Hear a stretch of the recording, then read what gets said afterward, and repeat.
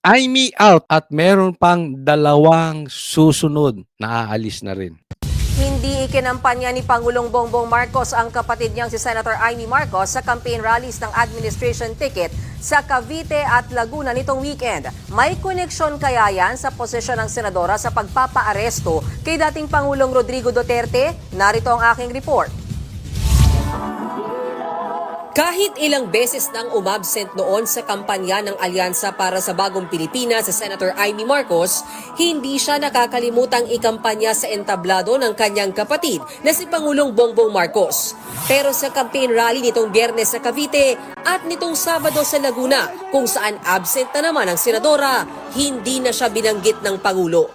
Magkaisa po tayo sa ating alyansa.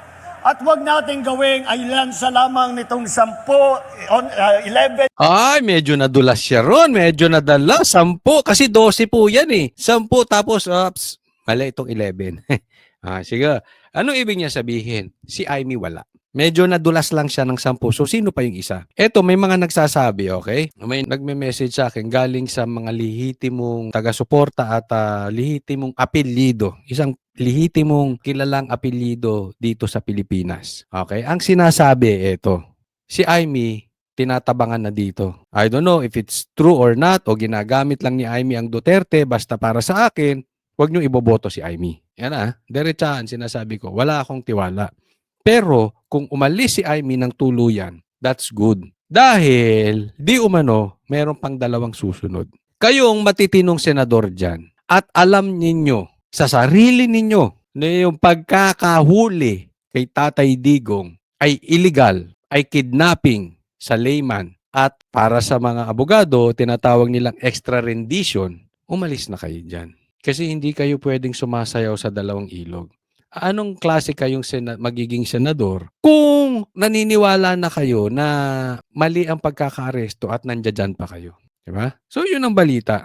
They will stand na mali talaga eh. Mali talaga yung ginawa nila Marcos ditong sa aresto. But antayin natin. Antayin natin. Posibleng 2 yun pa. But posible pa nga maging 3. Okay? So antayin natin at napakaganda ng development kung isa-isa na po itong bibitaw dito sa team ni Marcos. But definitely, medyo mahina ang tukso dahil of course, incumbent Nakaupo si Marcos. So may pera yan, may makinarya yan, may power yan, may control yan. So kung ikaw ay takot sa kaso at ikaw ay may parang palakol na nakaganyan sa yung kaso, pag umalis ka dyan, sigurado buhay ang kaso mo. Diba? Hindi natin maalis dahil it will give alyansa a bad taste pagka isa-isa na pong nag-alisan dyan. No? Pero antayin po natin kung totoo man to or hindi, antayin natin kung kakayanin nila. Kasi pag umalis sila dyan, definitely they will need to be an independent. At to be an independent candidate, kailangan malakas na malakas ka. Kailangan may pera ka. Meron dyan mayaman Isa sa pinakamayaman sa Pilipinas. Alis ka na dyan, kaya mo maging independent. Isa sa pinakamayaman na Pilipina. Ay, basta. Alis ka na dyan. Marami kasing advantage pag may partido kayo. No? So siguro, i-gauge muna nila kung aalis ba ako, mananalo ako. Of course, hindi lang yung makikipaglaban para sa Duterte o para sa tama. Iisipin din yan kung mananalo sila. Diba? Kasi kung hindi rin sila mananalo, they will just stay. Bakit? Dito may power for the meantime. Dito may pera for the meantime habang nakaupo. Dito may makinarya for the meantime habang nakaupo. Diba? So, they will just grab, no? Na tao, 11 na kandidato na tumatakbo bilang senador na kasama sa alyansa. Kung bakit 10 o 11 lang sa halip na 12 ang ikinampanya ng Pangulo, ito lang ang sagot ng palasyo. Maliwanag po ang kanyang sinabi at hintayin na lamang po ang susunod na mga rally para malaman po natin kung ano po ba yung Ito si Claire, pagka patungkol sa kapalpakan ni Marcos, laging antayin natin. Tingnan po natin.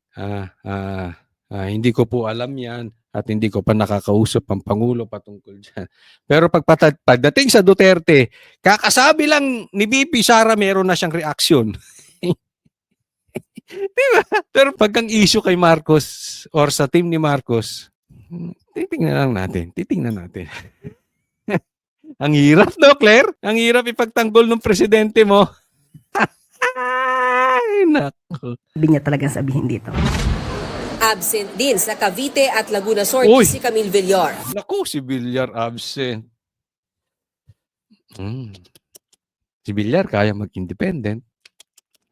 Maging sa kampanya ng alyansa sa Tacloban, Leyte, wala pareho sina Villar at Senator Amy. Pero hindi tulad ng senadora, ikinampanya pa rin ni PBBM si Pero nadulas siya. Kinampanya si Camille pero nadulas. Sabi niya 10. Oo. Villar sa Eto, tatandaan po natin. Magising na po tayo. Kahit anong klaseng paliwanag ang gawin natin.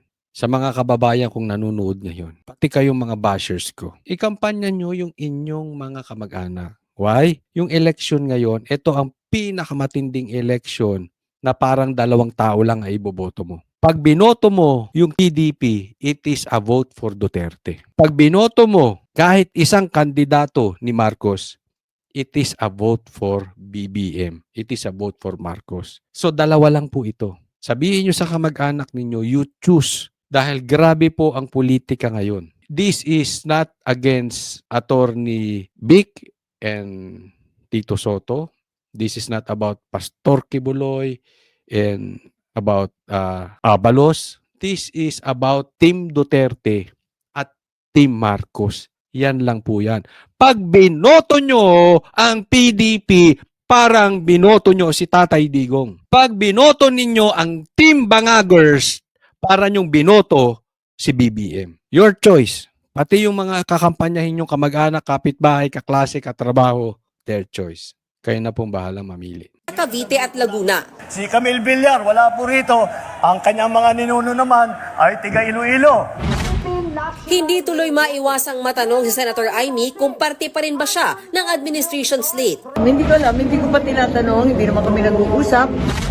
Busy raw siya ngayon sa pagdinig tungkol sa pagpapaaresto ng ICC kay dating Pangulong Rodrigo Duterte. Bibisi-bisiyan ako. Mahirap mag-aral ng international law. Ang Pilipino ay dapat ilitis sa sariling bansa, sa sariling korte. Yun, sakto. Diba? Alam niyo mga kababayan, ako nagugulon sa kanila. Sinasabi nila walang hustisya sa Pilipinas. That is the very purpose kaya mo dinala si Tatay Digong doon. Pero si Roque, pauuwiin mo sa Pilipinas. Hindi ba kino-contradict nyo sarili nyo mga animal kayo? Di ba? Kala ko ba walang hustisya sa Pilipinas? Ba't pinipilit nyong umuwi si Roque? Edi hayaan nyo, litisin siya ng ICC doon. Talagang pinatapon nyo lang dahil kalaban ninyo si PRD. Kalaban nyo lang ang Duterte. Double standard kayo eh. Yung iba pinauuwi nyo rito. Yung gustong umuwi, tinatapon ninyo. Pero pagilinaw ng presidential sister, hindi pa siya kumakala sa alyansa ng administrasyon. No action taken. But the reality is, kung maaalala nyo, mulat sa poll, sinabi ko naman na independent. Dapat mag-independent. Independent daw si Amy. Yung may mga kakayanan dyan, dapat mag-independent. Madadamay kayo talaga. Nakikita nyo yung dagsa ng tao sa Netherlands? That is organic. Nakikita nyo ang kampanya ng PDP ngayon, linggo-linggo. Nationwide. Meron pa sa ibang bansa. That is not a joke. Buong Pilipinas ang rally ng PDP at outside Philippines. Nakikita nyo na ang lakas ng PDP. Ipapakita ko sa inyo ang tunay na survey sa susunod na araw. Yung survey nila is just mind conditioning. Ipapakita ko sa inyo yung survey na live. Malakas po talaga ang Team Duterte. Kaya kung ayaw nyong madamay dyan, sa Team Bangagers, mag-independent na lang kayo. Mas mabuti pa. Tingnan nyo si Tulfo, Ben Tulfo, independent, taas sa survey, di ba? Kasi alam ni Ben Tulfo, sabit itong grupo na to. Maniniwala ba kayo na hindi inalok si Ben Tulfo ng kung ano-ano offer? Sa lakas ni Ben Tulfo, sigurado, kung kinuha nga nila dito si Abalos, kulelat eh. Diba? Kung sino-sino nga pinagkukuha dito, wala namang kakwenta-kwenta si Ben Tulfo pa. I'm sure inoferan yun si Ben Tulfo. Kaya lang may paninindigan si Ben Tulfo, alam niya palpak to. Alam niya palpak tong Team Alyansa na ito. Mas mabuti pang mag-independent siya. O kita nyo, taas niya sa survey. Diba? Alam yun. Sino nandiyan dyan? Old school politics. Trapo. May nagawa ba dati? Maybe not all, pero madami dyan. Sagot naman ng campaign manager ng alyansa. If that is her stand, then we will respect her stand, no? So, mas mabuti na nga sinabi niya yon, at least alam namin ang stand niya. Ngayon, another characteristic of BBM. Mabuti na lang sinabi ni Amy yun. At least, alam namin, yun ang stand niya. Puro niya. Ganyan. Si Marcos, hindi siya aamin ng isang bagay na siya ang magpapagalaw. Halimbawa, si PRRD. Hindi niya inaamin na siya ang nagpadala sa Netherlands. Ano sinasabi niya? Inutos nila. Di ba? Puro siya nila, niya, siya. Inutos nila ng ICC at ng Interpol. He will not take responsibility. Hindi ganyan ang alam kong leader. Ang leader, blame it on me. Kahit kasalanan ninyo, you blame it on me. Ang boss, kasalanan nyo. Pero ako payaman, ako powerful.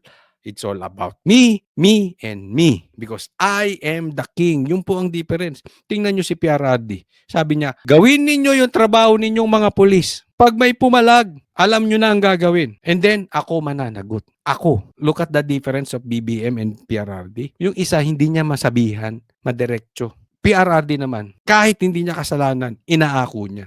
Ganun po katindi. Tungkol dito sa alyansa, no? Hindi rin daw alam ng palasyo kung nag-usap na ang magkapatid na Marcos. Mas bagong palakpakan, hindi nagkakagulo, no? Hindi totoo. I mean, itong mainstream media, alam mo, alam ng mainstream media eh. Kasi nagko-cover sila dyan. Yun nga lang, wala sila sa Hong Kong. Pero, yung mainstream media nasa Netherlands din. Alam nila Maris Umali. Alam nila legit. Legit ang sigawan pag Team Duterte ang nagparally. Kahit saan. Doon sa Hong Kong, sa Davao. Ito, walang katurya-turya. Ganun po ang difference. Alyansa para sa bagong Pilipinas. Bagong Pilipinas, puro luma yan. May nagawa ba yung mga yan? Nabago ba? Ni meron bang tumindig dyan para man lang sugpuin? Tanong mo kung saan nakatira yung mga yan. Mababa ba ang droga sa lugar nila? Yun na lang tanong ko eh. Asensado ba yung lugar nila?